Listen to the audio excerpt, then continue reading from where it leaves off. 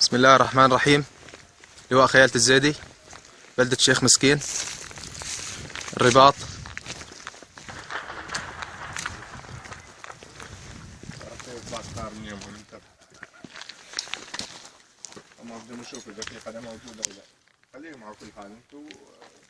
رباط على اللواء 82 وكتيبة النيران. إذا بتقدموا نتعامل معكم مباشرة إن شاء الله.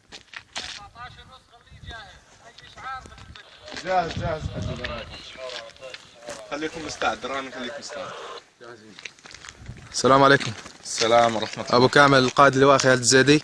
إذا سمحت أخوي بس شرح بسيط عن رباط الشباب هون وحالة اللواء والشباب بشكل عام.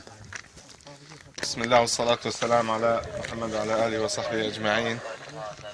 لواء خيالة الزيدي من أكثر من 57 يوم وهم مرابطون في بلدة الشيخ مسكين، والآن نقوم بمحاصرة اللواء 82 وكتيبة النيران، وإن شاء الله عن قريب سيتم بعد نهاية من الرصد سيتم العمل عليه والفتح بعون الله تعالى إن شاء الله. إن شاء الله.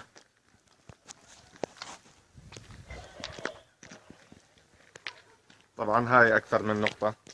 احنا هاي المنطقة هاي لواء خيالة الزيدي مستلم هاي النقاط كلها. المنطقة هاي الحارة لواء خيالة الزيدي مستلم بالرباط ومحاصرة اللواء 82.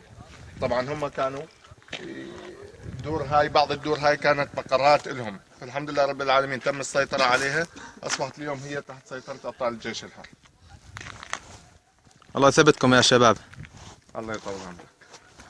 لواء خيالة الزيدي في الرباط في بلدة الشيخ مسكين، لواء 82 وكتيبة النيران.